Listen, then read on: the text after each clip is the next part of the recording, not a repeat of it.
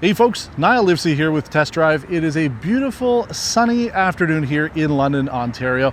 And thanks to a local resident here who's on the MB True North Facebook group, they're sharing us their 2009 Mercedes-Benz CLS63 AMG for our viewing pleasure and my driving pleasure today. This vehicle is finished in the obsidian black metallic paint with the black leather interior on it. And I gotta say, this is a pretty nice build option. You're gonna be looking for something like this. It's always good in black, no matter what you go with. I'm pretty excited to be driving this car here for you today. Now, we're going to be going over absolutely everything that you would need to know if you're in the market for the C219 Mercedes-Benz CLS. There's quite a bit to go over. We're going to be talking about the interior, exterior, all the features. We're going to go over information you need to know about common problems and things to look out for as well. And we're changing it up a little bit. Typically, we would keep all of that to the end of the video, but today we're going to be doing it as we go around. So as we talk about the different elements on the vehicle, I'll be telling you about what to look out for if you're in the market for it. Now, before I get to the fun stuff, which is everything underneath the hood here, I want to talk a little bit about the C219. It is the first four-door coupe ever produced in the world. This started the trend. So if you love the look of these cars or you hate them, you can thank this generation Mercedes CLS. It spawned vehicles like the CLA, the BMW 4 Series and 6 Series Gran Coupés, and the Volkswagen CC. And I would even go as far to say that if this car didn't start that off, things like the four-door coupe SUVs that we have today wouldn't be what they are. So this really is the grandfather to all of those four-door coupe style vehicles that have produced in the last 15, 20 years. And this vehicle was extremely successful for Mercedes-Benz with 170,000 produced for this generation. That is a pretty good number considering it was expensive. This car, brand new, before options or anything here in Canada, was about $128,000 or about $115,000 in the US. And today, for a 63 Series AMG of this vehicle, you're looking at anywhere from about $22,000 to $30,000 Canadian, depending on condition, service history, and overall mileage. The lower mileage ones, about 100K, are going closer to the $27,000 mark as of filming this. But depending on what you're looking for, that price will vary. If you don't really care about the mileage, then you can save a little bit on it too. But prices are still holding pretty strong considering this vehicle is 14 years old today. It would be great doing this video in the middle of winter because its engine is pretty hot. It would keep me warm. I wouldn't even need a coat if it was wintertime. Not so good on a warm day like today. But let's give a thanks to Mr. Erol. He is the handcrafting engineer who built this 6.2 liter M156 AMG V8 engine. It produces 507 horsepower, and that number changes. I think in Europe it was 514 horsepower, but it produces 465 pound-feet of torque, and this vehicle uses the AMG Speed Shift Plus 7G-tronic automatic transmission with a manual shift mode. Now, Mercedes and AMG say that this is a 30% faster shifting vehicle when you put it in sport mode, and 50% faster than if you were in manual shift mode because of this transmission. Now, while we're talking about the transmission, there are a couple things to note. We talk about this when we do any era of Mercedes from this time frame. My S-Class, my C-Class all use the similar 7G-tronic transmission. They all have these same type of problems where you might notice some weird shifting, especially heavy shifts between like second and third. If you got that, there's definitely problems with it. You got to get it serviced. Best way to avoid problems like that is just to have the transmission fluid flushed and changed every so often. I think on the S-Class, they recommend it at about every 130,000 kilometers, roughly, or about 10 years. So same thing with one of these, you're gonna wanna have the transmission serviced regularly to keep those shifts nice and smooth. So there are two major things to look out for when it comes to this engine, two common problems with the M156 AMG V8, head bolt corrosion and excessive camshaft wear. Now, when it comes to the head bolt corrosion, that essentially leads to coolant leaking into the engine, into the cylinder head. That causes all sorts of problems like sludge with mixing with the oil. Not good. Overall, bad things happen, so you got to keep an eye on that. Essentially, those bolts start to rust over time. They won't keep the seal as they did when they were new. So if that's been done, great. If not, definitely want to have it looked at. And then excessive camshaft wear. It's when the ticking sound is happening on the vehicle when you start it up from cold. So great way to be able to test that out is if you are looking at one of these vehicles, take it out on cold, start it up. Do you hear a ticking sound? Then you might have a problem there. Something that you're going to want to look at. Basically, that's if the vehicles have not been properly maintained over the lifespan. And it could be a situation with any of these vehicles. Typically with the AMGs, people do the maintenance on them, but you might get a bad one. So Having the full service history on the vehicle is certainly key. We want to make sure that these vehicles last as long as they can, and they are expensive. I mean, you know, spending $30,000 on a 14-year-old car, you want to make sure that it lasts. So definitely make sure it's got the service history and have it checked by a trusted mechanic. But as you can see, the engine really does take up the entire space here. That's the whole point of having a big V8 AMG engine like this. And we're going to be taking it out in a few minutes. Don't worry, it will come.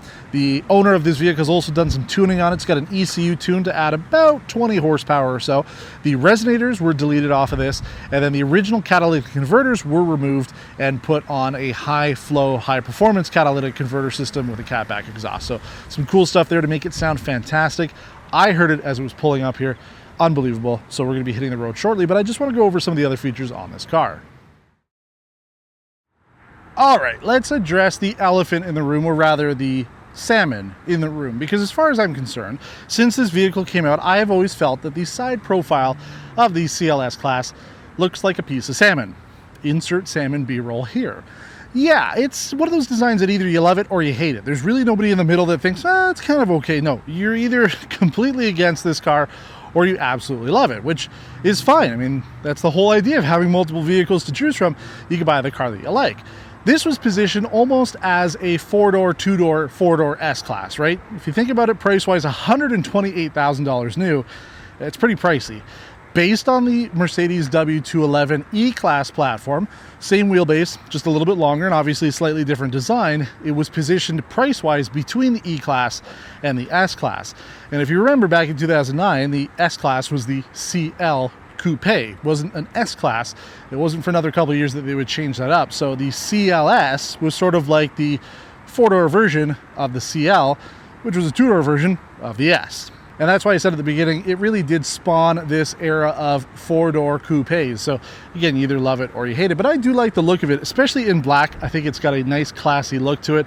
AMG, you can't go wrong. Love the rims, love the front end on it. I do like the simplicity of the AMG grille from this generation, just one bar right across the middle to let people know that you mean business. And especially with the engine underneath the hood here, you definitely can perform as much as you can show off.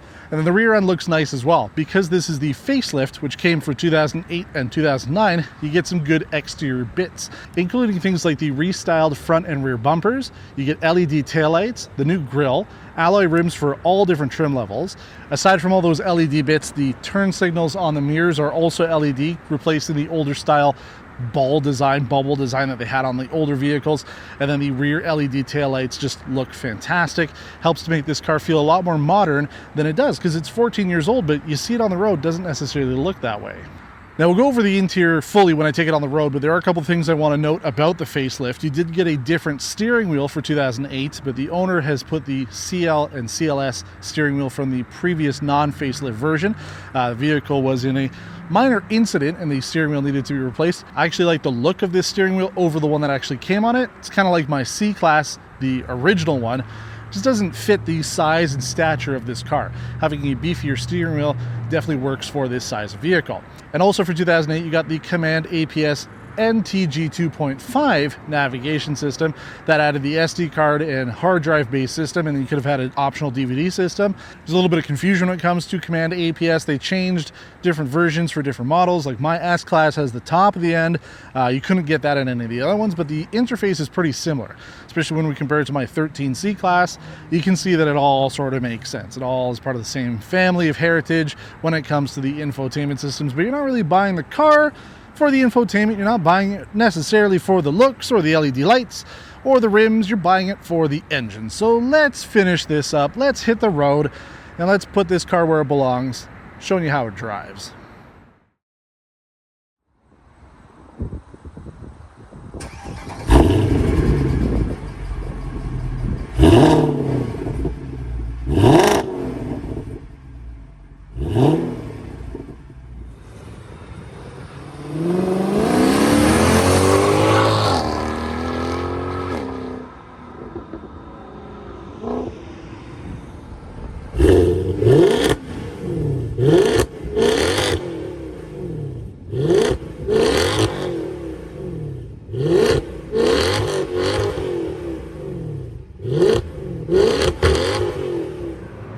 right, we are heading out in the Mercedes CLS63 AMG. And I gotta say, first off, yeah, I've spent quite a bit of time doing the B-roll on this, and you know what, the design has kind of grown on me. A little bit more like I could see the CL design to it, right? The CL was the two-door S-Class for a number of years before Mercedes just changed it back to being an S-Class. And yeah, I can kind of see that design in this vehicle now, obviously with four doors, but you know what? I've never disliked it. I just, like I said, I think it looks like salmon, and that's fine. I like salmon. I enjoy eating salmon, so why not have it as a car? Now, interior here is pretty much exactly like the W211 Mercedes E-Class. It's been a very long time since we featured that car, but the interior here is pretty much the same, and especially with this steering wheel, the non-original to the year steering wheel, but older style steering wheel definitely reminds me of, was it an 03 that we did? I think 05 maybe? It's been a little while. It's one of the first videos we actually did on test drive when it came to classic cars, so forgive me if I forget the exact year on it, but I think that's what it was. So everything else pretty much what you would expect. Navigation in the middle, climate controls is a nicely optioned vehicle, obviously, because we've got heated and ventilated seats, quad zone climate. I don't have that on the way my S-Class is configured, and then heated rear seats, sunroof. I mean, all the interior stuff you would need to get you going. Plus you've got a clock in the gauge cluster. It's nice and classy, and you know, pretty much all the basic stuff you would need, but you don't really need any of that, do you? It's all about the performance. That's why you're buying a CLS63 AMG, and we have a obviously nice sounding car, right? We're in Airmatic Sport Mode 2, and don't get confused here. I've got the key into the ignition, but this does have keyless go. The only reason I have it there is just because I'm not going to deal with having a ton of keys in my pocket. I've got my keys and then the keys to this, and it is a little bit tight for me as a big guy. The CLS has a slightly more coupe style design to it, so not quite as much space in here as you would expect from a slightly larger vehicle, but when it comes to a coupe, and especially a four-door coupe, this is plenty good. Now, we're not going here for shopping today. We're going from the old Costco here in London to the new one, and it's just because the road is closed and I didn't realize that, so we're going to do a quick U-turn here through the parking lot. I am in sport mode as well for the transmission. Yes, there are paddle shifters, and these are nice paddle shifters. This is kind of the reason why you would want to go with the 09, for example. You get all the good stuff, but the paddle shifters on this are really good, despite not being the original steering wheel for the year or the model, just because the owner had to replace it. I do like it. Looks good, and I'm not going to be doing manual shifting mode because I believe Mercedes when they say that this thing is faster at shifting than I could. 50% faster for shifting with this 7G-tronic AMG Sport Plus, whatever they call it, speed shift. Let's see. Oh, we're going to have some fun. Might get in a little bit of trouble with it, but what I love about cars like this is they really are honest, right? This is a naturally aspirated V8 engine, produces a buttload of power for the year. 507 horsepower is pretty darn good. No complaints there, but oh, just a little blip. There's a big hole here. But yeah, like once it gets into the right gear, because obviously I'm not driving in a sporty manner right now. I'm just kind of driving around, getting through some of the bumps here in south part of London. But let's see here. Now, our friend here, this is an E450 AMG. They only made this for 1 year. It looks nice. I like the black rims on it, but you got to go up to the big times. The 63 series AMGs have been and always will be the pinnacle of Mercedes AMG, and I gotta say, I've driven a couple of them. The C63 was one of the last ones that I did. I did like that car. This one just kind of adds a little bit more class to it, right? You still want to look the business, but not necessarily have a smaller vehicle. You still want to have all that performance. You go with something like this, you will not be disappointed. Let's give it a bit of a rip here. Oh, buddy. Oh, yeah. You got to keep in mind, you know, unlike modern AMGs with the 4MATIC Plus, this is rear-wheel drive only, baby. Only power to the rear wheels, and that's the way that people like it. That's how you drive a performance car. Oh, that sounds so good too. Like I said, resonator delete, original cats were deleted, replaced with a high flow cat system. You can hear there's some blips there. It's supposed to have rev matching, which should be doing it automatically for me. But let's see here. Take it on this road. Oh, buddy. Whoa, that sounds insane. I mean, that is insane. Let's put it into,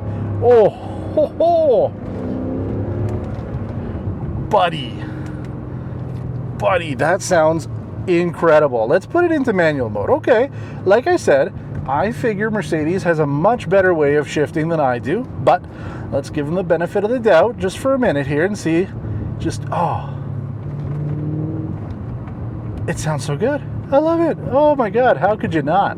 And that's one of the things that we're really missing when it comes to this new generation of Mercedes. Without these powerful engines, these massive 6.2 liter V8s, the prices for these will continue to go up because they aren't going to be making them anymore. You know what? The S63 is a 4-liter twin-turbo V8. You're never going to get the same sound out of it as you would with something like this.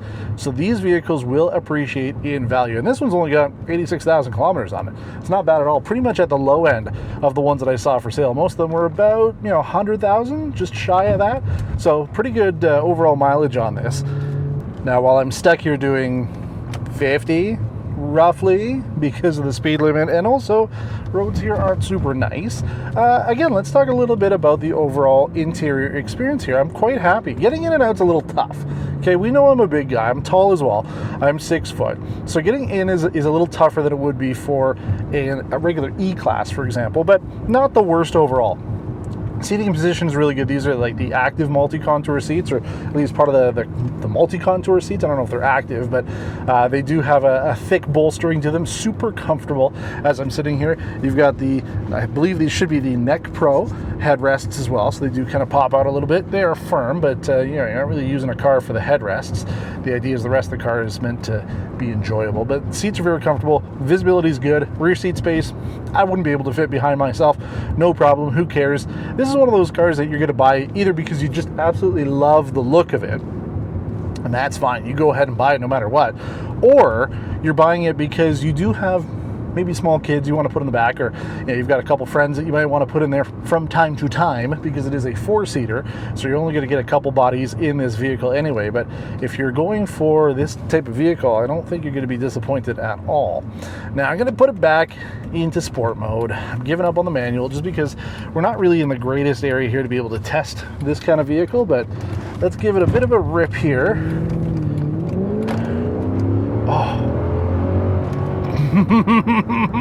Oh God, that's so effortless. Like, the power on this is incredible, as you would expect. It a little slow, right? Because it's a naturally aspirated V8, and the transmission, they're all right. I mean, I've driven enough of these 7G-tronics.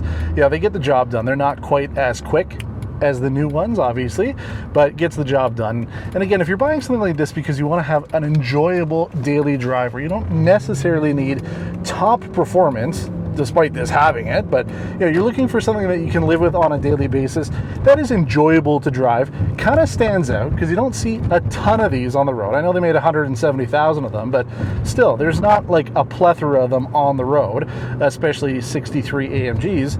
Then you're going to have something that is unique and stands out. And you take a look at the reviews from these when these came out originally, not only back when the CLS first launched, but even back in 2009 when this was the final year for this generation. People absolutely love them because you're getting really the best of everything with a Mercedes. The styling, the looks, the comfort, all the tech and performance, and then you get an AMG on top of it. Why not, right? This is definitely the one to go with. And even though I only spent like 5 minutes with the CLS 550, I can tell you that this is definitely the one to get. You're going to want to get the AMG. Oh, I mean, how could you not? Just listen to it. That should sell it on its own. You don't have to worry about me. But I did mention we were going to talk about some of the things to look out for. We talked about the engine and the transmission, things like Airmatic. So, you know, higher mileage models like 200,000 kilometers or about 120,000 miles, they can start to develop issues with Airmatic, especially if you haven't serviced them. You know, my S-Class, for example, a few weeks ago we were stuck up in Ottawa because the sensor for the rear height level failed on it. So it is a complicated air ride system, but if you've done the maintenance on it, you replace some of the things that fail from time to time, then you should be fine. Other things to look out for include, you know, electronic gremlins like the backup camera. It says it's supposed to have one. When I put it into reverse, it's just a black video feed on there. So things like that can creep up. The fuse panel, the fuse box in the engine bay can also get full of water if you don't properly seat it. So you want to make sure that when you are sitting, you know, doing anything in the engine bay, you make sure that that is properly set in place if you're doing anything with the fuses. And then, as it is with any vehicle that we feature here on Test Drive, you just want to have it checked out by a trusted mechanic. Make sure that it's mechanically sound when you buy it, and service history will be key. It's an AMG, folks. You're going to be spending more on maintenance. You're going to be spending more on repairs when things come up. So the less preventative maintenance you have to worry about, i.e. it's been done for you ahead of time, the better. And then just follow the maintenance schedule. Follow what we recommend and what others recommend online when it comes to servicing these vehicles. Like, just do the basic stuff for it. It's an AMG, you're going to want to do it. But aside from that, you know, when I look online, just like with a lot of this era of Mercedes, they are pretty bulletproof for a Mercedes, people. That's, I think I kind of miss on that sometimes. This isn't going to be a Toyota Corolla in terms of reliability here, but in terms of AMGs and Mercedes, these are pretty good to go with. We talked about it when we did the, what was it, the CLK55. Those were pretty bulletproof engine-wise. Seems like it's the same thing for this. They're not overly complicated, despite the fact that it is an AMG, but you're still getting a lot of kit, a lot of tech, a lot of features, a lot of fun.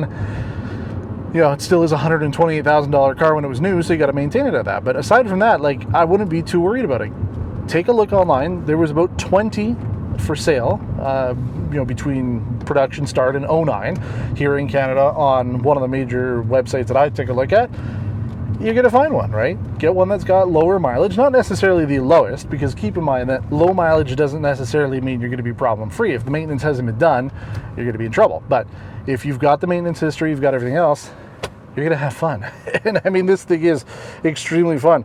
Yeah, I can put it back into, just be curious, if I put it back in comfort mode, and then I put the suspension back, or the transmission back in comfort mode, that's how I like to drive them. Don't tell anybody, but that's really how I like to. I know we're driving an AMG, so I really should be pushing it, but like, not every day you want to spend $500 in gas, right? So there you go, off the line. It almost feels like it's starting in second, like an S-Class, and as we go here, it's smooth. Not quite as smooth as you would get on the S-Class. The suspension on this, despite being Airmatic, is still going to be on the firm side. And yeah, hitting some of these bumps here, they are a little rough, but c'est la vie. I mean, you're buying a performance vehicle. You're not necessarily going to be getting a soft ride. So compared to other AMGs that we've driven, this is just slightly smoother than it is if you were just going for a regular AMG. So you get the Airmatic, you're going to be in good shape. But comfort mode, it works. I'm enjoying it. There's no complaints here. But you know what? You guys have been good. I always love giving you a little treat. And since we're not doing like a third act on the video, we're not going and going over all the things to look out for since we've already done it, let's put it back into sport mode. Put the Airmatic back into sport mode too. Maybe I'll roll down the window. Maybe turn off the air conditioning. Let's see what happens. Pull it up over here. Obviously, we are on a closed course. I'm a professional driver, and we're in Mexico. Oh my God, man. Wheel slippage. Woo, yeah. God, that sounds good. Oh, and then the crackles coming out. Ooh. Oh my God, man. Yep, this is a good one. Big thanks to the owner of this vehicle. As I mentioned, he's here in London, and he is part of the MB True North community that I'm part of on Facebook. Big thanks to him. If you've got a vehicle like this that you think is interesting, older vehicles, not necessarily German, but something old, and you're in and around this area, southwestern Ontario, London, Cambridge, Kitchener, Waterloo, I'll go to Sarnia if I got to, wherever you might be, let me know, because I would love to feature your vehicle. Hit me up online, either niall@perpetualradio.ca, leave a comment below. Give us a subscription, thumbs up, things like that. Also, we've got a new membership. You can help support the channel as well. A lot of great ways to reach out to us, get in touch with us. No matter what you want to do, we're going to be here to help. So thanks for watching, and until next time, take care.